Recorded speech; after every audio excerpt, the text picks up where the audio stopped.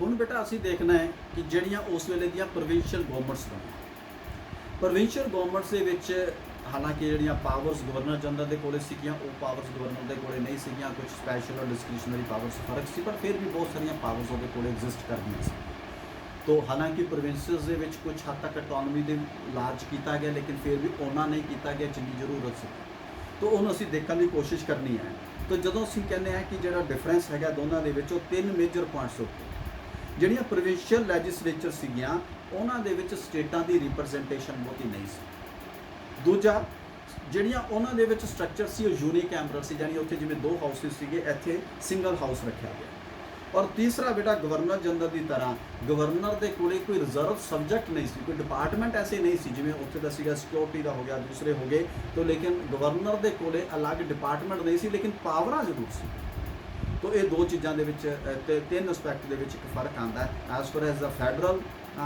Services are concerned and the provincial are concerned. तो उस तो बाद असीं बेटा की देखते हैं कि ईवन जिहड़े गवर्नर जनरल ते गवर्नर के स्पैशल पावर्स दे विच भी एक फर्क सी। ਜਦੋਂ ਅਸੀਂ ਇਹਦੀ ਡਿਟੇਲ 'ਚ ਪੜ੍ਹਨ ਦੀ ਕੋਸ਼ਿਸ਼ ਕਰਦੇ ਹਾਂ ਤਾਂ ਜਿਵੇਂ ਅਸੀਂ ਬੇਟਾ ਦੋਨੋਂ ਚੀਜ਼ਾਂ 'ਚ ਦੇਖਣਾ ਕਿ ਐਗਜ਼ੀਕਿਊਟਿਵ ਦੇ ਵਿੱਚ ਕੀ ਫਰਕ ਸੀ ਔਰ ਲੈਜਿਸਲੇਚਰ 'ਚ ਕੀ ਫਰਕ ਸੀਗਾ, ਪ੍ਰਾਂਤੀय ਲੈਵਲ 'ਤੇ। ਪ੍ਰੋਵਿੰਸ਼ੀਅਲ ਦਾ ਮਤਲਬ ਪ੍ਰਾਂਤੀय ਲੈਵਲ 'ਤੇ, ਸਟੇਟਾਂ ਦੇ ਲੈਵਲ 'ਤੇ। ਤੇ ਜਦੋਂ ਅਸੀਂ ਸਟੇਟਾਂ ਦੇ ਉੱਤੇ ਲੈਵਲ ਦੇ ਉੱਤੇ ਦੇਖਣ ਦੀ ਬੇਟਾ ਕੋਸ਼ਿਸ਼ ਕਰਦੇ ਹਾਂ ਕਿ ਨੰਬਰ 1 ਮੰਨ ਲਓ ਅਸੀਂ ਪਹਿਲਾਂ ਕਹੀਏ ਕਾਰਜਪਾਲਿਕਾ ਜਿਹੜੀ ਪ੍ਰਾਂਤਾਂ ਦੀ ਸੀ, ਉਹਦੇ ਵਿੱਚ ਜਿਹੜੇ ਸਭ ਤੋਂ ਮੁਖੀਆ ਦੋ ਹੀ ਬੰਦੇ ਸੀਗੇ, ਇੱਕ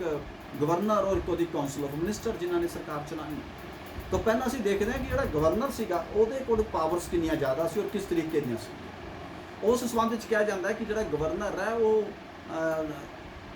3 फैसेटेड परसनैलिटी बन गया, यानी वो ट्रिपल परसनैलिटी सीगा, 3 तरह दीयां पावरां उहदे कोले सन। नंबर 1 गवर्नर दे कोले बेटा एग्जीक्यूटिव पावर जिहड़ियां सीगियां, उहदे विच नंबर 1 बेटा जिहड़ा असीं देखदे हां वो किहड़ियां सीगियां, डिस्क्रिशनरी पावर्स, कि जिथे मन मर्जी के मुताबिक फैसला कर सकता है कि मेरे मुताबिक ही सी। और यदि गिनती डिस्क्रिशनरी पावर्स की 32 सी, 32 पावर ऐसिया सन जिन्होंने डिस्क्रिशनरी कोटे दे विच गवर्नर नूं दित्तियां गईयां कि इन्हां 32 विषयां ते वो अपनी मन मर्जी इस्तेमाल करके फैसला कर सकता है और कानूनन तौर के उत्ते जायज़ मन्निया जाएगा। नंबर 1 जिवें कुछ मैं तुहानूं दस दिंदा, he was to decide on what matters he should use the discretionary power। तो ओवरऑल सारियां चीज़ देती भी मैं फैसला करना कि मैं ये इस्तेमाल करनी है अपनी डिस्क्रिशनरी पावर या नहीं करनी। Number 2 he was to preside over the meetings of the cabinet। Her meeting की प्रधानगी वो करेगा, तो यानी जो मीटिंग मर्जी खत्म कर दे, जो मर्जी मीटिंग में पोस्टपोन कर दे, जो मर्जी मीटिंग में जोड़ा है वो डैफर कर दे। nobody was to challenge him, उन्होंने चुनौती देने वाला कोई नहीं सीगा। Number 3 he could choose someone and dismiss the ministers। ਜਦੋਂ ਮਰਜੀ ਜਿਸ ਮੰਤਰੀ ਨੂੰ ਉਹ ਬੁਲਾ ਸਕਦਾ ਸੀ, ਸਮਨ ਕਰ ਸਕਦਾ ਸੀਗਾ ਵੀ ਪੇਸ਼ ਹੋ, ਉਹਨੂੰ ਹਟਾ ਸਕਦਾ ਸੀ ਔਰ ਨਵਾਂ ਮੰਤਰੀ ਵੀ ਜਿਹੜਾ ਹੈਗਾ ਉਹ ਨਿਯੁਕਤ ਕਰ ਸਕਦਾ ਸੀਗਾ। तो ਸਾਰੀਆਂ ਪਾਵਰਸ ਉਹਦੇ ਕੋਲੇ ਸੀ। हालांकि ये क्या सीगा भी जिहड़ी प्रोविंशियल लैजिसलेचर के कानून के दायरे के ही वो इस्तेमाल करे, बट पावर उन्होंने दित्ती। फिर है भी वो किसी भी तरह की इन्फॉर्मेशन जिहड़ी इंटैलीजेंस डिपार्टमेंट की है उन्होंने डिस्कलोज करन तो रोक सकता है। तो जिहड़ी इन्फॉर्मेशन के उत्ते बैरीयर लगाने का राइट भी उन्होंने दिता गया और किसी भी तरह का जिहड़ा प्रोविंशियल लैजिसलेचर का काम है उहदे उत्ते भी रोक लगा सकता है। और मान लो कोई फाइनैशियल बिल लैके आना है, जिहड़ा पैसे नाल संबंधित कानून है, उहदे उत्ते कि मैं वोटां करवानियां ने कि नहीं पवानी, कि ये आइटम वोटेबल होएगी या नॉन वोटेबल होएगी, इहदा फैसला भी गवर्नर नूं अपने डिस्क्रिशनरी पावर के अधीन करन दा अधिकार दिता गया। तो ये नहीं सीगा कि तुसी हर मुद्दे के उत्ते जिहड़ा हैगा आएगा और तुसी कहोगे कि ठीक है मेजोरिटी राही फैसला कर दिओ। This was not the case. Governor was having the discretionary power whether to allow vote और नॉट टू अलाउ। जे वोटिंग नहीं कराओगे तो मेजोरिटी मिनोरिटी का फैसला हो ही नहीं सकता। इस करके ये पावर से राही उन्होंने एक खास आज़ादी मिली और इत्थों तक भी एक डिस्क्रिशनरी पावर सी कि ईवन प्रोविंशियल लैजिसलेचर नूं डिसोल्व कर सकता सी, उहदा स्पैशल सैशन भी बुला सकता सी, उन्होंने पेंडिंग भी रख सकता है लैजिसलेचर प्रोविंशियल लैजिसलेचर में कंप्लीटली। तो ये राइट भी वो कोल सी। he could remove the certain disqualification of a person ਵੀ ਜੇ ਕੋਈ ਮੰਨ ਲਓ ਬੰਦਾ ਹੈ ਉਹ ਕੁਆਲੀਫਾਈ ਨਹੀਂ ਕਰਦਾ ਇਲੈਕਸ਼ਨ ਲੜਨ ਦੇ ਲਈ ਤਾਂ ਗਵਰਨਰ ਨੂੰ ਅਧਿਕਾਰ ਦਿੱਤਾ ਗਿਆ ਕਿ ਉਹਦੀ ਉਸ ਡਿਸਕੁਆਲੀਫਿਕੇਸ਼ਨ ਨੂੰ ਰਿਮੂਵ ਕਰ ਦੇਵੇ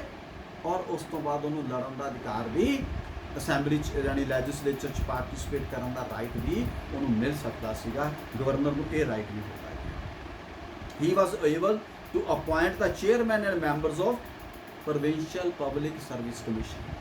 ਜਿਹੜੇ ਉਹਦੇ ਚੇਅਰਮੈਨ ਤੇ ਮੈਂਬਰ ਬਣਾਉਣੇ ਆ ਪ੍ਰੋਵਿੰਸ਼ੀਅਲ ਪਬਲਿਕ ਸਰਵਿਸ ਕਮਿਸ਼ਨ ਦਾ ਮਤਲਬ ਹੁੰਦਾ ਹੈ ਜਿਨ੍ਹਾਂ ਨੇ ਪ੍ਰਾਂਤਾਂ ਵਿੱਚ ਵੱਖ-ਵੱਖ ਅਧਿਕਾਰੀਆਂ ਦੀ ਚੋਣ ਕਰਨੀ ਹੈ ਵੱਖ-ਵੱਖ ਮਹਿਕਮਿਆਂ ਦੇ ਵਿੱਚ ਨਿਯੁਕਤੀਆਂ ਕਰਨੀਆਂ ਉਹਦਾ ਚੇਅਰਮੈਨ ਤੇ ਮੈਂਬਰ ਬਣਾਉਣ ਦਾ ਅਧਿਕਾਰ ਗਵਰਨਰ ਨੂੰ ਦਿੱਤਾ ਹੀ ਕੁਡ ਇਨੈਕਟ ਗਵਰਨਰਸ ਐਕਟ ਆਪਣਾ ਕਾਨੂੰਨ ਬਣਾ ਸਕਦਾ ਸੀ ਔਰ ਜਦੋਂ ਅਸੈਂਬਲੀ ਪ੍ਰੋਵਿੰਸ਼ੀਅਲ ਲੈਜਿਸਲੇਚਰ ਕੰਮ ਨਹੀਂ ਕਰ ਰਹੀ ਮੰਨ ਲਓ ਸੈਸ਼ਨ 'ਚ ਨਹੀਂ ਹੈ ਉਦੋਂ ਉਹ ਆਰਡੀਨੈਂਸ ਜਾਰੀ ਕਰ ਸਕਦਾ ਸੀ ਜਿਹਨੂੰ ਬਾਅਦ ਦੇ ਵਿੱਚ ਉਹ ਪਾਸ ਕਰਾ ਸਕਦਾ ਸੀਗਾ ਤਾਂ ਕਿ ਇਸ ਆੜ ਦੇ ਵਿੱਚ ਕੀ ਮੈਂ ਸ਼ਾਂਤੀ ਵਿਵਸਥਾ ਬਣਾਈ ਰੱਖਣੀ ਹੈ ਇਹ ਐਗਜ਼ੀਕਿਊਟਿਵ ਡਿਸਕ੍ਰਿਸ਼ਨਰੀ ਪਾਵਰਸ ਉਹਨੂੰ ਦਿੱਤੀਆਂ ਤਾਂ ਜਿਹਦੇ ਕਰਕੇ governor was still very powerful ਦੂਜੀਆਂ power second powers in the capacity of individual judgement ਕਿ ਮੇਰੀ ਸਮਝ ਦੇ ਮੁਤਾਬਿਕ ਆ ਨਾ ਉਹ ਵੀ ਉਹਨੂੰ ਕੁਝ ਪਾਵਰਾਂ ਦਿੱਤੀਆਂ ਗਈਆਂ ਜਿਵੇਂ ਐਗਜ਼ਾਮਪਲ ਦੇ ਤੌਰ ਦੇ ਉੱਤੇ the prevention of any grave menace to peace and tranquillity of the prince ਉਹ ਕਹਿੰਦਾ ਜੀ ਪ੍ਰਾਂਤ ਦੇ ਵਿੱਚ ਤਾਂ ਸ਼ਾਂਤੀ ਵਿਵਸਥਾ ਗੜਬੜਾ ਰਹੀ ਉਹ ਗੜਬੜਾ ਰਹੀ ਹੈ ਜਾਂ ਨਹੀਂ ਗੜਬੜਾ ਰਹੀ ਲਾਅ ਐਂਡ ਆਰਡਰ ਵਾਕਈ ਪ੍ਰੋਬਲਮ ਬਣ ਗਈ ਹੈ ਜਾਂ ਨਹੀਂ ਬਣ ਗਈ ਇਹਦਾ ਫੈਸਲਾ ਕੌਣ ਕਰੇਗਾ ਉਹ ਕਹਿੰਦਾ ਸੀ ਗਵਰਨਰ ਦੀ ਆਪਣੀ ਜਜਮੈਂਟ ਹੀ ਕਾਫੀ ਹੈ ਇਸ ਸੰਬੰਧ ਵਿੱਚ ਫੈਸਲਾ ਸੋ ਜਾਨੀ ਉਹ ਛੋਟਾ ਜਿਹਾ ਇੰਸੀਡੈਂਟ ਵੀ ਹੋਇਆ ਤਾਂ ਕਹਿ ਸਕਦਾ ਸੀਗਾ ਵੀ ਨਹੀਂ ਜੀ ਨਹੀਂ it will be a big law and order problem and I pass this act and I do this way and I pass this order second for safeguarding the right of the civil service minorities and their protection against commercial discrimination ਵੀ ਕਿਸੇ ਘੱਟ ਗਿਣਤੀ ਵਾਲੇ ਬੰਦੇ ਦੇ ਨਾਲ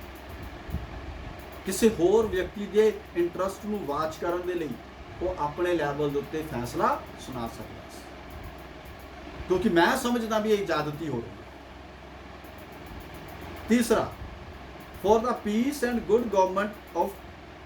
partially excluded areas ਜਿਹੜੇ areas ਥੋੜੇ ਜਿਹੇ ਦੂਰ ਦਰਾਜ ਦੇ ਸੀ ਜਿਨ੍ਹਾਂ ਨੂੰ ਪੂਰੀ ਤਰ੍ਹਾਂ ਗਵਰਨੈਂਸ ਲਈ ਸੀ ਲਿਆਂਦਾ ਹੋਇਆ ਉੱਥੇ ਸ਼ਾਂਤੀ ਵਿਵਸਥਾ ਬਣਾਉਣ ਦੇ ਲਈ ਵੀ ਉਹਨੂੰ ਆਪਣੀ ਇੰਡੀਵਿਜੂਅਲ ਕੈਪੈਸਿਟੀ ਦੇ ਵਿੱਚ ਰਾਈਟ ਦਿੱਤਾ ਗਿਆ ਸੀ ਔਰ ਇੱਕ ਜਿਹੜੇ ਸਪੈਸ਼ਲ ਰਾਈਟਸ ਗਵਰਨਰ ਜਨਰਲ ਦੇ ਕਾਨੂੰਨ ਦੇ ਅਧਿਕਾਰ ਗਵਰਨਰਸ ਨੂੰ ਮਿਲੇ ਸੀਗੇ ਪਾਰਟ 6 ਆਫ ਦਾ ਐਕਟ ਉਹਦੇ ਮੁਤਾਬਿਕ ਗਵਰਨਰ ਆਪਣੀਆਂ ਪਾਵਰਾਂ ਦਾ ਇਸਤੇਮਾਲ ਕਰ ਸਕਦਾ ਸੀ ਔਰ ਤੀਸਰਾ ਹੈਗਾ ਬੇਟਾ ਕਿ powers to be exercised on the advice of the minister ਵੀ ਜੇ ਮੰਤਰੀਆਂ ਨੇ ਉਹਨੂੰ ਕੋਈ ਸਲਾਹ ਦਿੱਤੀ ਉਹਦੇ ਲਈ ਵੀ ਉਹਨੂੰ ਸਪੈਸ਼ਲ ਅਧਿਕਾਰ ਮਿਲੇ ਹੋਏ ਸੀਗੇ ਦਾ ਪਾਵਰਸ ਵਾਰ ਫਿਊ ਹਾਲਾਂਕਿ ਥੋੜੀਆਂ ਸੀ ਕਿਉਂਕਿ ਜਿਹੜੀ ਮੰਤਰੀਆਂ ਦੀ ਸਲਾਹ ਦੇ ਉੱਤੇ ਉਹਨੂੰ ਪਾਵਰਾਂ ਜਾਣੀਆਂ ਉਹ ਘੱਟ ਸੀਗੀਆਂ ਲੇਕਿਨ ਇਸ ਤਰੀਕੇ ਦੀਆਂ ਵੀ ਕੁਝ ਪਾਵਰਾਂ ਦਾ ਇਸਤੇਮਾਲ ਕਰਨ ਦਾ ਅਧਿਕਾਰ ਗਵਰਨਰ ਦੇ ਕੋਲੇ ਮੌਜੂਦ ਸੀਗਾ ਜਿਸ ਕਰਕੇ governor was still very powerful in the provinces ਇਹ ਇਹਦੇ ਕੁਝ ਜਿਹੜੀ ਪਿਓਰ ਡੈਮੋਕ੍ਰੇਸੀ ਦੇ ਵੱਲ ਜਾਣ ਕੇ ਹਜੇ ਬਹੁਤ ਸਾਰੀਆਂ ਰੁਕਾਵਟਾਂ ਸੀ ਜਿਹਦੇ ਕਰਕੇ ਅਸੀਂ ਜਦੋਂ ਨੂੰ ਪੜ੍ਹਿਆ ਡਾਕਟਰ ਬੀ ਆਰ ਅੰਬੇਦਕਰ ਦੀ ਕੋਟੇਸ਼ਨ ਨੂੰ ਫੈਡਰਲ ਲੈਜਿਸਲੇਚਰ ਦੇ ਵੇਲੇ ਉਹ ਇੱਥੇ ਵੀ ਟੁੱਕ ਨਹੀਂ ਪਾਉਂਦੀ ਸੈਕੰਡ ਹੈ ਬੇਟਾ ਉਹਦੇ ਕੋਲੇ ਲੈਜਿਸਲੇਚਰ ਦੇ ਵਿੱਚ ਕਿਹੜੀਆਂ ਪਾਵਰਾਂ ਸੀ ਉਹ ਕਦੇ ਵੀ ਪ੍ਰਾਂਤ ਦੀ ਵਿਧਾਨ ਸਭਾ ਦਾ ਸਮਾਗਮ ਬੁਲਾ ਸਕਦਾ ਸੀ ਉਹਨੂੰ ਰੋਕ ਸਕਦਾ ਸੀ ਔਰ ਈਵਨ ਪ੍ਰਾਂਤ ਦੀ ਲੈਜਿਸਲੇਚਰ ਨੂੰ ਡਿਸੋਲਵ ਕਰ ਸਕਦਾ ਸੀ ਇਹ ਪਾਵਰ ਉਹਦੇ ਕੋਲ ਸੀ ਔਰ ਇਹ ਵੀ ਉਹਨੇ ਫੈਸਲਾ ਕਰਨਾ ਸੀ ਕਿ ਜਿਹੜੀਆਂ ਵਿਧਾਨ ਸਭਾ ਦੇ ਦੋ ਚੈਂਬਰਸ ਨੇ ਮੈਂ ਉਹਨਾਂ ਦੀ ਮੀਟਿੰਗ ਇਕੱਠੀ ਬੁਲਾ ਕੇ ਆਪਣੀ ਸਪੀਚ ਦੇਣੀ ਹੈ ਜਾਂ ਐਡਰੈਸ ਕਰਨਾ ਹੈ ਜਾਂ ਮੈਂ ਅਲੱਗ-ਅਲੱਗ ਬੁਲਾ ਕੇ ਇਹ ਪਾਵਰਾਂ ਵੀ ਗਵਰਨਰ ਦੇ ਕੋਲ ਸੀ ਵਿਧਾਨ ਸਭਾ ਦੇ ਨਾਲ ਸੰਬੰਧਿਤ ਤੀਸਰਾ ਜਿੱਥੇ ਕਿਤੇ ਦੋਨਾਂ ਵਿੱਚ ਮਤਭੇਦ ਆਇਆ ਉਹ ਦੋਨਾਂ ਦਾ ਇਕੱਠਾ ਸੈਸ਼ਨ ਵੀ ਬੁਲਾਉਣ ਦਾ ਰਾਈਟ ਸਿਰਫ ਗਵਰਨਰ ਦੇ ਕੋਲ ਸੀ ਔਰ ਉਹ ਆਪਣਾ ਕਿਸੇ ਵੀ ਬਿੱਲ ਦੇ ਉੱਤੇ ਸਹਿਮਤੀ ਦੇ ਸਕਦਾ ਸੀ ਉਹਨੂੰ ਰੋਕ ਸਕਦਾ ਸੀ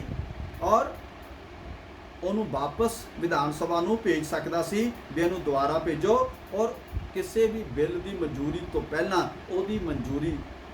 ਜ਼ਰੂਰੀ ਸੀ ਯਾਨੀ ਉਹਦੀ ਐਕਸੈਂਟ ਤੋਂ ਬਿਨਾ ਪਾਸ ਨਹੀਂ ਸੀ ਕੀਤਾ ਜਾ ਸਕਦਾ ਔਰ ਉਹ ਕਿਸੇ ਵੀ ਬਿੱਲ ਦੀ ਮੰਨ ਲਓ ਪ੍ਰੋਸੈਸ 'ਚ ਪੈ ਗਿਆ ਉਦੋਂ ਵੀ ਉਸਨੂੰ ਰੋਕ ਸਕਦਾ ਸੀਗਾ ਅਗਰ ਉਹਨੂੰ ਲੱਗਦਾ ਸੀ ਕਿ ਇਸ ਬਿੱਲ ਦੇ ਪਾਸ ਹੋਣ ਦੇ ਨਾਲ ਪ੍ਰਾਂਤ ਦੀ ਸ਼ਾਂਤੀ ਵਿਵਸਥਾ ਦੇ ਵਿੱਚ ਵਿਘਨ ਪੈਦਾ ਹੋ ਸਕਦਾ ਹੈ। ਪਰ ਇਹ ਫੈਸਲਾ ਕਰਨ ਦਾ ਅਧਿਕਾਰ ਵੀ ਕਿ ਵਾਕਈ ਵਿਘਨ ਪੈਦਾ ਹੋ ਰਿਹਾ ਹੈ ਜਾਂ ਨਹੀਂ ਹੋ ਰਿਹਾ, ਇਹ ਵੀ ਸਿਰਫ ਗਵਰਨਰ ਦੇ ਕੋਲੇ ਹੀ ਸੀ।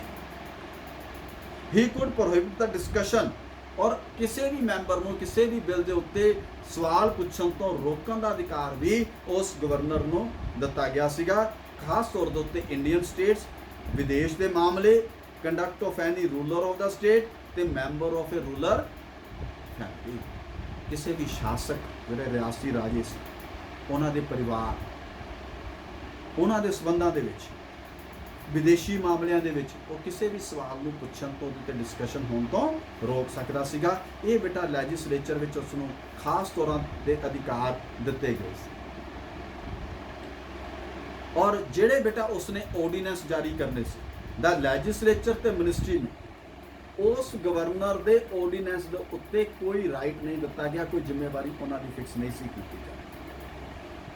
ਔਰ ਉਹ ਦੋ ਤਰ੍ਹਾਂ ਦੇ ਹੁੰਦੇ ਸੀ। Number 1, promulgated during the absence of the provincial legislature, ਜਦੋਂ ਵਿਧਾਨ ਸਭਾ ਦਾ ਸੈਸ਼ਨ ਨਹੀਂ ਚੱਲ ਰਿਹਾ ਉਦੋਂ ਕਿਹਾ ਵੀ ਆਪਾਂ ਇੱਕ ਕਾਨੂੰਨ ਅਨਾਉਂਸ ਕਰ ਦਿੱਤਾ, ਬਾਅਦ ਜਦੋਂ ਸੈਸ਼ਨ ਆਏਗਾ ਉਹਦੇ 'ਚ ਪਾਸ ਕਰਾਂਗੇ। ਦੂਜਾ, issued by the governor in the discretionary powers using his own individual judgement. ਦੂਜਾ ਕਹਿੰਦਾ ਵੀ ਮੈਨੂੰ ਇਹ ਠੀਕ ਲੱਗਦੀ, ਇਸ ਟਾਈਮ ਜ਼ਰੂਰੀ ਹੈ ਪਾਸ ਕਰਨਾ, ਤੇ ਇਸ ਕਰਕੇ ਮੈਨੂੰ ਲਾਗੂ ਕਰ ਦਿੱਤਾ। ਤੇ ਯਾਨੀ ਦੋਨੋਂ ਪ੍ਰੋਵੀਜ਼ਨਸ ਦੇ ਵਿੱਚ ਦੇਖੋ ਤਾਂ absolute power to issue the ordinance ਉਹ ਗਵਰਨਰ ਦੇ ਕੋਲੇ ਚਲੀ ਜਾਂਦੀ ਸੀ। ਔਰ ਸਿਰਫ ਐਗਜ਼ੀਕਟਿਵ ਔਰ ਲੈਜਿਸਲੇਚਰ 'ਚ ਨਹੀਂ, ਈਵਨ ਫਾਈਨੈਂਸ਼ੀਅਲ ਮੈਟਰਸ ਦੇ ਵਿੱਚ ਵੀ ਉਹਨੂੰ ਖਾਸ ਪਾਵਰਾਂ ਦਿੱਤੀਆਂ ਗਈਆਂ। ਜਿਵੇਂ ਮੰਨ ਲਓ ਕੋਈ ਸਰਕਾਰ ਦਾ ਰੈਵਨਿਊ ਹੈ, ਉਹਦੇ ਵਿੱਚੋਂ ਕੋਈ ਖਾਸ ਖਰਚ ਕਰਨਾ ਹੈਗਾ ਜਾਂ ਨਹੀਂ ਖਰਚ ਕਰਨਾ, ਉਹਦੇ ਉੱਤੇ ਗਵਰਨਰ ਨੂੰ ਰਾਈਟ ਦਿੱਤਾ ਗਿਆ ਕਿ ਉਹ ਆਪਣਾ ਫੈਸਲਾ ਇਹਦੇ ਉੱਤੇ ਸੁਣਾ ਸਕਦਾ। He was to secure the completion of the financial demands and estimates of the provincial government in legislature in time to time। तो इस गल नूं भी ਉਹਨੇ ਇਨਸ਼ੋਰ ਕਰਨ ਦਾ ਰਾਈਟ ਉਸ ਨੂੰ ਦਿੱਤਾ ਗਿਆ। ਕੋਈ ਵੀ ਗ੍ਰਾਂਟ ਦੀ ਪਰਮਿਸ਼ਨ ਲੈਜਿਸਲੇਚਰ ਦੇ ਵਿੱਚ ਇੰਟਰੋਡਿਊਸ ਨਹੀਂ ਸੀ ਕੀਤੀ ਜਾ ਸਕਦੀ ਜੇ ਅਸੀਂ ਇਸ ਚੀਜ਼ ਨੂੰ ਗ੍ਰਾਂਟ ਦੇਣਾ ਚਾਹੁੰਦੇ ਆ, ਇਸ ਸੰਬੰਧ ਵਿੱਚ ਕਾਨੂੰਨ ਪਾਸ ਕੀਤਾ ਜਾਏ, ਲੇਕਿਨ ਉਸ ਬਿੱਲ ਨੂੰ, ਉਸ ਪਰਮਿਸ਼ਨ ਨੂੰ ਪਾਸ ਕਰਨ ਤੋਂ ਪਹਿਲਾਂ, ਉਸ ਚੀਜ਼ ਦੀ ਪ੍ਰਪੋਜ਼ਲ ਲਿਆਉਣ ਤੋਂ ਪਹਿਲਾਂ ਗਵਰਨਰ ਦੀ ਮਨਜ਼ੂਰੀ, ਉਹਦੀ ਰਿਕਮੈਂਡੇਸ਼ਨ ਜ਼ਰੂਰੀ ਸੀ। ਔਰ ਉਹ ਕਿਸੇ ਵੀ, ਮੈਂ ਪਹਿਲਾਂ ਹੀ ਕਿਹਾ ਜਿੱਦਾਂ ਗਵਰਨਰ ਜਨਰਲ ਕੋਲੇ ਪਾਵਰ ਸੀ, ਉਹ ਕਿਸੇ ਵੀ ਗ੍ਰਾਂਟ ਨੂੰ ਘਟਾ ਸਕਦਾ ਸੀ, ਵਿਦ ਹੈਲਡ ਕਰ ਸਕਦਾ ਸੀ, ਰੋਕ ਸਕਦਾ ਸੀ, ਰਿਜੈਕਟ ਕਰ ਸਕਦਾ ਸੀ, ਈਵਨ ਗ੍ਰਾਂਟ ਨੂੰ ਘਟਾ ਵੀ ਸਕਦਾ ਸੀ। ਸੋ these 3 types of powers were given to the governor। Executive ਦੇ ਵਿੱਚ ਅੱਗੋਂ 3 ਨੇ, ਉਹਦਾ ਡਿਸਕ੍ਰਿਸ਼ਨਰੀ ਕੋਟਾ, ਇੰਡੀਵਿਜੂਅਲ ਜਜਮੈਂਟ ਦਾ ਕੋਟਾ ਔਰ ਕਾਉਂਸਲ ਆਫ ਮਿਨਿਸਟਰ ਦੀ ਰਿਕਮੈਂਡੇਸ਼ਨ ਤੇ quota. Second, legislative powers and ਤੀਸਰਾ ਫਾਈਨੈਂਸ਼ੀਅਲ ਪਾਵਰਸ। ਦੂਜੀ ਬੋਡੀ ਜਿਹੜੀ ਪ੍ਰੋਵਿੰਸ਼ੀਅਲ ਐਗਜ਼ੀਕਟਿਵ ਦੇ ਵਿੱਚ ਬੇਟਾ ਕੰਮ ਕਰਦੀ ਸੀ, that was council of minister. Council of ministers ਨੇ ਗਵਰਨਰ ਨੂੰ ਸਲਾਹ ਦੇਣੀ ਸੀ, ਉਹਦੇ ਕੰਮਾਂ ਨੂੰ ਧਿਆਨ ਦੇ ਵਿੱਚ ਰੱਖਦੇ ਉਸ ਇੱਕ ਨੂੰ ਮੁਤਾਬਿਕ ਇੱਕ ਸਲਾਹ ਦੇਣ ਦੇ ਲਈ ਗਵਰਨਰ ਦੇ ਐਡਵਾਈਸ ਕਰਨ ਦੇ ਲਈ ਇੱਕ ਕਾਉਂਸਲ ਆਫ ਮਿਨਿਸਟਰ ਜਿਹੜੀ ਹੈ ਉਹ ਬਣਾਈ। ਇਹਨਾਂ ਨੂੰ ਅਪੁਆਇੰਟ ਕਰਨ ਦਾ ਔਰ ਇਹਨਾਂ ਨੂੰ ਡਿਸਮਿਸ ਕਰਨ ਦਾ ਰਾਈਟ ਜਿਹੜਾ ਹੈਗਾ ਉਹ ਗਵਰਨਰ ਨੂੰ ਦਿੱਤਾ ਗਿਆ, ਲੇਕਿਨ with the help of the leader of the majority party who was to be the chief minister. तो ਚੀਫ ਮਿਨਿਸਟਰ ਦੀ ਸਲਾਹ ਦੇ ਨਾਲ ਕਿਸੇ ਵੀ ਮੰਤਰੀ ਨੂੰ ਹਟਾਉਣ ਜਾਂ ਅਪੁਆਇੰਟ ਕਰਨ ਦਾ ਅਧਿਕਾਰ ਗਵਰਨਰ ਨੂੰ ਦਿੱਤਾ ਗਿਆ। Ministers is under act was jointly responsible for the legislature. ਉਹਨਾਂ ਨੇ ਜੋ ਕੰਮ ਕਰਨੇ ਸੀ ਵਿਧਾਨ ਸਭਾ ਦੇ ਸਾਹਮਣੇ ਰੱਖਣੇ ਸੀ। ਔਰ ਇਹ ਵੀ ਕਿਹਾ ਗਿਆ ਵੀ ਜਿਹੜਾ ਤੁਸੀਂ ਆਪਣਾ ਆਫਿਸ ਸੰਭਾਲੋਗੇ, ਜਿਹੜੀ ਸੋਚ ਚੱਕੋਗੇ, ਉਹ ਕਰਾਊਨ ਦੇ ਪ੍ਰਤੀ ਰੱਖੋਗੇ, ਇਹ ਸਾਰੀਆਂ ਪ੍ਰੋਵੀਜ਼ਨਸ ਵੀ ਉਹਦੇ ਵਿੱਚ ਕੀਤੀਆਂ ਗਈਆਂ। ਔਰ ਅਗਰ ਲੈਜਿਸਲੇਚਰ ਉਹਨੂੰ ਕਹਿੰਦੀ ਵੀ ਸਾਨੂੰ ਹੁਣ ਇਸ ਮੰਤਰੀ ਦੇ ਵਿੱਚ ਭਰੋਸਾ ਨਹੀਂ, ਤਾਂ ਉਸ ਮਿਨਿਸਟਰ ਨੂੰ ਜਿਹੜਾ ਹੈਗਾ ਉਹ ਅਸਤੀਫਾ ਵੀ ਦੇਣਾ ਪੈਂਦਾ ਸੀ।